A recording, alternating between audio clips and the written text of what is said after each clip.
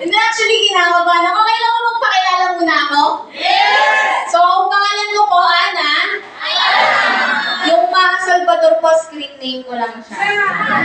Hindi, palapakan niyo ka muna ako. Sa totoo lang po, hindi ko siya alam kung paano ko siya sisimulan kasi hindi po ako kasing gagaling nung apat na nagsalita mag-talk po sa harapan. So, mahihain po talaga akong tao. So yun nga, okay lang ba simulan ko siya kung paano ako nag-invite? So, na-invite po ako ang tao pong nagdala sa akin. Pag ganun ang ganun ako, wala ba akong slideshow dito? Hindi ako nagpasa, di ba? Nag-invite po sa akin dito is yung president po ng company. So, nag-start ako, hindi siya madali. Sobrang hirap. Sobrang hirap, literal. Para po sa mga first-timer, habang po naguguluhan kayo, pag sumali kayo, may hirapan kayo. Totoo po, may hirapan kayo. Kasi, didiretsahin ko po kayo, wala namang madali sa labas eh. Even though po yung ginagawa ninyo, sobrang hirap po niyan. Tama, mali. Pero, I assure you po, ito yung mahirap na madali para kumita ka ng milyon. Tama po ba? So, yun siya na-invite ako, parang ikaw, kinidnap lang din, inipo dyan, tapos nag-explain, nag-marketing plan. Alam mo yun, pinoblema ko rin yung puhunan. Kasi imagine mo, estudyante po ako ng Fatima, may taga-Valenzuela po ba dito? Yung pag dumura ka, mahana, tama mali. Dudura ka lang ba? Oo, ganun literal. Kasi nung pumapasok po ako sa Fatima, ang hills ko po nun sobrang taas. Kasi po tourism student po ako. Imagine mo, nag-commute ako araw-araw. Tapos pupunta pa ako ng opisina. So, ganun po yung hirap na dinanas ko. Tapos imagine mo, pagpunta ko pa ng opisina, grabe pa yung baha ko. Alam mo yung papasok ka pa lang, parang amoy pauwi ka na. Totoo, tapos yung kwelyo ng uniform ko, grabe na yung itim. Parang hindi na talaga ako babae. Yun yung mga hataw days ko. Kung may mga nakakita sa akin before na mga naka-uniform ako, yun yung hataw days ko. Imagine mo, parang hindi na ako babae sa sobrang hataw ko. So, Wag mo na, balakpak.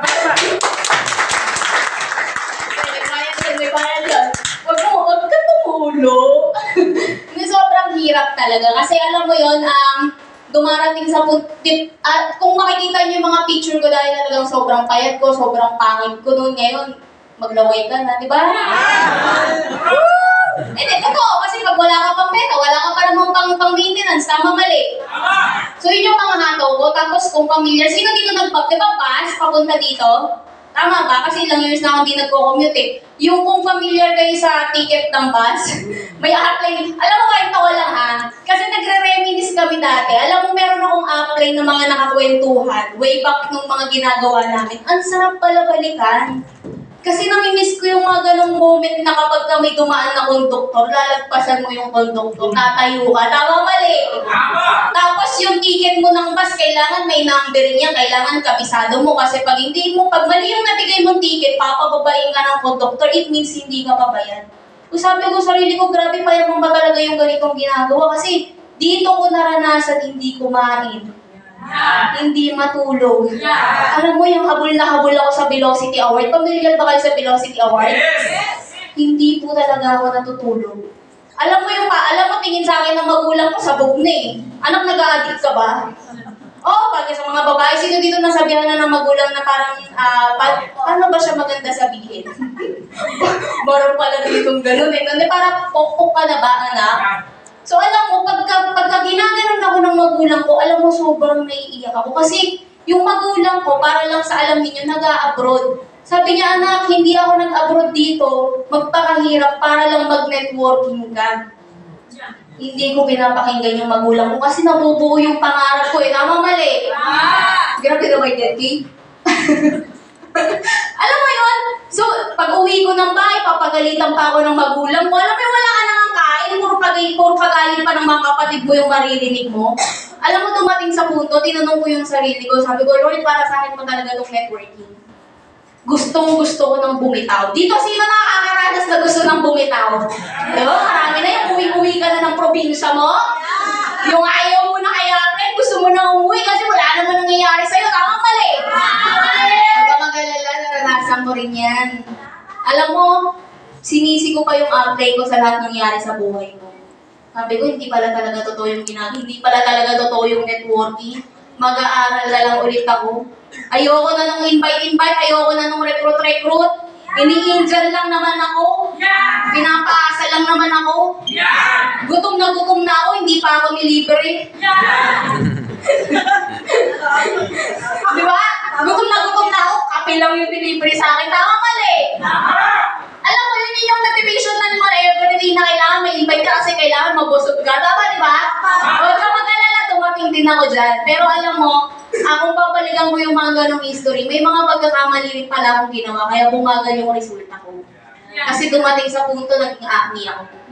Alam mo yung pagka-acne ko, feeling ko ako si Superman eh. Feeling ko, alam ko na lahat, may kapangyarihan ako eh. Tama mali. Di ba? Pero alam mo, isang bagay na nakapagpabago sa akin nung pinapanood akong video. Sabi niya, lagi mong tandaan, lagi mo lang gagawin sa sarili mo or sa kapwa mo is yung magpakumbaba. Tama. Kahit anong gawin ng kapwa mo sa'yo, lagi ka lang magpapakumbaba. Kasi nakikita naman nung nasa taas yan, tama mali. Diba? So sabi ko, sige, mag-ano ulit ako sa apply ko, iso-surrender ko ulit lahat sa apply ko. Alam mo nung sinurrender ko lahat sa apply ko? Sabi ko, apply, eto totoo na talaga to. Turuan mo ulit ako apply, hindi tuloy makikinig. Makikinig na ako sa'yo apply, please lang. Kasi, alam mo yun, sabi ko, nagpakahirap na ako, nagsakripisyo na ako, tinakwil na ako ng magulang ko. Ano pa, papabalikan ko? Tama mali. Sabi ko, apply, tuloy ko na lang, turuan mo ulit ako, please. Alam mo yun, yung mga downlink, ganyan eh, no? Pagka may kailangan kayo, apply, please.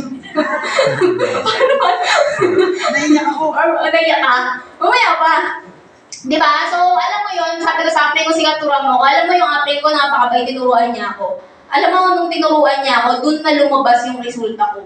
As in, tuloy-tuloy na. Alam mo yung parang feeling ko, lahat ng kausap ko, kaya ko nang pasalihin eh. Kasi totoo pala talaga, sabi sa akin nung apply ko, alam mo, kaya hindi ka makapagpasali kasi isa lang naman yung habol mo sa invite mo eh. Sabi ko, sige apply, sabihin mo, ano ba yung habol mo sa invite ko? Unang-una, pera. Pangalawa, pagkain. Sabi ko, tama. Kasi apply, hindi pa ako kumakain, kaya kailangan ko talagang kumain. Pero which is, mali pala talaga. Sabi niya, baguhin mo yung ginagawa mo, ipakita mo sa invite mo ngayon na hindi ka nagugutom. Sabi ko, apply, paano yun? Naririnig nila yung siyang ko kumukulo. Meron kayo senaryo gano'n? Eto, totoo to ah. Alam mo, one time, may invite ako. Kasi syempre, nag-diet tayo, di ba? Hindi nga, kumain ka na ba talaga? Sabi ko, oo nga, kumain na ako. Alam mo, naririnig niya yung tiyan ko. Awang-awa siya sa akin. Nakala niya wala akong pera. Sabi niya, puro ka ginto, yung tiyan mo kumukulo. Hindi ko alam yung sasabihin ko palut sa kanya. Kasi hindi ko naman pwedeng sabihin na nagda-diet ako. Tama, mali. Sabi ko, apply, nanghirap kasi no eh. Sabi niya, hindi, baguhin mo yung ginagawa mo. Tsaka kailangan makita ng mga kausap mo na totoo ka. Hindi lang pera yung nakikita sa'yo. Ipakita mo yung puso mo. Yung willingness mo na tulungan siya. Sino yung bagong sali dito? Yung nag-pay ng 20, sir, nag-pay ng 20. Kanino ka sumali? Kay Joy. Ano yung nakita mo sa kanya? Yung cleavage niya. Ay, di pala nakalabas yung cleavage niya ngayon. Akala ko nakalabas. Di ba nakita mo yung willingness na tutulungan kanya? Tama mali. Alam mo, napakaswerte mo sa tao nagdala sa'yo kasi isa siya sa mga idol ko dito na batang kumikitan ng malaki. Pero pangalaman si Dito. Diba? So, yun yung kailangan. So, ginawa ko siya, alam mo, to cut the long story short, habang ginagawa ko siya, hindi ko namamalayan, nakukuha ko na pala yung mga bagay na gusto ko. Alam mo, doing this business po, tinuloy-tuloy ko siya. Ngayon po, nakabili po ako 2 sasakyan. Hindi ko po siya sinasabi para iyabang. Gusto ko lang ma-inspire ka. Kasi alam mo, sa totoo lang, sino ko na bata na 16 years old? Yan! Mandina. Sino ako na bata na 25 years old na kaya kong gawin yun? Diba? Literal. Hindi naman din ako malaking tao. Diba? Bakit ako nagawa ko? So hanggang sa tinuloy-tuloy ko siya, nagulat na lang po ako, nakapunta na rin ako ng iba't ibang bansa. Alam mo yun, nakapunta na ako ng Dubai, ng Europe. Kasi ang Europe, hindi naman siya napupuntahan ng mga normal na tao lang eh. Tama mali. Diba? Pero naka-fixer yun. Hindi, joke. Diba? So, doon ako baliw na baliw kasi dati lang naman ang pangarap ko lang magtrabaho, mag-flight attendant. Pero kaya palang gawin ng networking yun. Tama mali. Alam mo, tinuloy-tuloy ko nung nakaraan ang check ko, 1.6 million. Alam mo kung saan ako nababaliw? Hindi pa rumorolyo yung video shoot natin sa susunod, million na ulit yung laman ng account ko. Diba? Gusto ko lang sabihin sa'yo, kung kaya ko, baka mamaya mas kaya mo. Tama mali. Kasi sa lahat ng ginagawa mo, kailangan lagi mong kasama yung nasa taas. Kailangan lagi ka lang din may dasal kasi baka mamaya puro ka hataw, puro ka network, puro ka bembang, puro ka motivation sa tao mo, tapos nakakalimutan mo pala yung taas, yung God, di ba? So kailangan lagi mo pa rin isama si God sa ginagawa natin. Kasi hindi naman, ako hindi ko makukuha ng lahat ng to kung hindi dahil sa kanya. Sa totoo lang, maraming beses na ako na gustong sumubok. Sukong-suko. Subukan. Kasi gusto niya na magtapon eh. Hindi, gusto ko na talagang sumuko. Alam mo yung gahibla na lang ng buko yung nakakapit sa akin. Kasi sabi ko, inang hirap eh. Tapuan na ako, kumita na ako ng milyon. Bakit gano'n? Yung invite ko, ini-Indian pa rin ako. Di ba nagbaback to basic pa rin? Tawag-tawa si Kuya. Nakachat kita sa tangta na. Ikaw ba yun? Tantan na. Ay, tantan. Hindi, parang kamukha mo yung kachat ko eh. Diba? Kasi sabi ko, parang nasa akin naman na lahat. Kaya ko mang bumili ng 10 lalaki eh. Hindi, joke lang. Diba? Pero bakit ganun, Lord? Bakit parang bumabalik pa rin ako sa dati? Iniinjan pa rin ako. Sabi ko, pipiin daw. Tapos hindi naman pala. Pero alam mo, part of the process pala. Kasi kung ikaw, nahihirapan ka ako, nahihirapan din ako. Tapos na nga ako eh. Dumating pa sa punto, gusto ko nang sumuko. Diba? Kasi may mga personal problem din naman eh. Tama mali? May problema ka? May problema din kami. Yung 5 nagsalita na yan, may mga problema din yan. May mga personal na problema din yan, pero hindi namin pwedeng ipakita sa inyo. Dapat kayo ganun din. Hindi yung may problema ka, apply! Kasi yung nanay ko eh. Kung ano nung pinagugas pa ako eh. Diba? Dinadamay mo pa yung apply mo sa problema mo sa buhay mo. Tama naman i-share mo. Pero sana, kung may problema ka, iwan mo na lang sa bahay nyo. Huwag kang dadalhin. Kasi ito, number 1 rule. Gusto niyo maging successful? Yes! Pansinin nyo, kung bakit lahat ng top earner ng company from 1 to 20, walang emosyon yan. Tama? Nakita niyo ba yung mga top earner 1 to 20? Hindi niyo makikita nakasimangot yan. Hindi niyo makikita malungkot yan. Hindi niyo rin makikita masaya yan. Kasi poker face yung mga yan. Tama mali. So, kailangan ganun ka. Kailangan hindi makita yung emosyon sa mukha mo. Yun yung mamasterin mo. Tsaka lahat ng top earner dyan, 1 to 20, lahat yan mabibilis. Mabilis maglakad, mabilis magsalita. Sino ba yung kanina? Napakabilis magsalita. Si Marjorie, tama mali. So, kailangan sa lahat ng bagay mabilis kayo. Yun yung sekreto namin. Anything na gagawin mo sa buhay mo, kailangan mabilis ka sa pagkain, sa pananamit, sa paggalaw, pagkilos, lahat kailangan mabilis ka. Hindi pwedeng mabagal dito. Diba? Kaya susot mo na lang yung panty mo. Ang bagal mo pa, nag-e-emote ka pa, diba? Kailangan suot agad, kilos, bis, labas, alis, dapat ganun. Mali. Pagising mo sa umaga, toothbrush, gising. Labas, hanap agad kausap, ganun. Hindi yung kape-kape ka pa, tamang chill ka pa, tamang sigarilyo ka pa, lakas mo pang, di ba? Kailangan trabaho ka agad, kilos agad. Kasi meron karamihan dito, pagkagising, kape muna. Di ba pwedeng ligo na muna, tapos alis na? Tama mali. So, ganun. At saka number 2, kung bakit kami top earner, gusto nyo malaman kung bakit? Wala rin po kaming emosyon sa pera. Hindi nyo mararamdaman na may pera kami, hindi nyo rin kami mararamdaman na walang-wala kami. So, kailangan ganun ka. Hindi 5 piso na nga lang yung laman ng bulsa ko, pinapalangandakan mo pa na 5 piso ang alam yung laman ng bulsa ko eh. Apply, 5 piso na nga lang ito apply. Ipaparinig ka pa sa apply mo, parang gusto mo, dagdagan pa ng apply mo yung laman ng bulsa mo eh. Tama mali.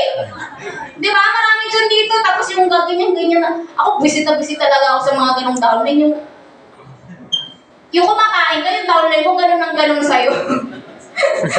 Hindi ko alam kung bibigyan ko pa o susuntukin ko to, di ba? Tama! So, apre, baby naman, gutom na ako eh. Hindi, alam mo kasi nung hataw-hataw days ko, wala talaga kaming ganyan. Buti nga ngayon, pinapakain kayo ng downline nyo, ay ng upline nyo. Nililibre kayo ng magardo ng upline nyo. Ang swerte nyo sa mga upline nyo, kami noon wala. Maglalaway ka. Di ba? Sabihin nyo nga sa mga apply nyo, thank you apply. Thank you, apply. Kasi grabe eh. Parang tawan-tawa kasi na-apply mo. Di ba? Kasi grabe kung kakainin kayo, sobra. Kung kape nyo na nga lang, Starbucks, kami nun, ano lang yung kape namin, di ba? So, swerte ninyo. I mean, lahat ngayon, lahat nakapatag na sa inyo. Yung dating dinaanan namin na puro lubak-lubak na daan na sobrang rough road, ngayong pinatag na namin. Ang malupit niyan, naka-red carpet ka na, may gwardiya civil ka pa, dadaanan mo na lang. Di ba? Yung milyon na kita, sa totoo lang, meron ka na rin yan eh. Tama. O, buksan mo yung account mo ngayon, o, saan tayo may milyon yan. Di ba? Tatrabahuin mo na lang. Di ba? Hindi yan inaantay. Hindi ko inantay yun, tinrabaho ko yun. Trabahuin mo kasi. Hindi yun ang hihingi ka ng spillover dyan, putos ang ngiti.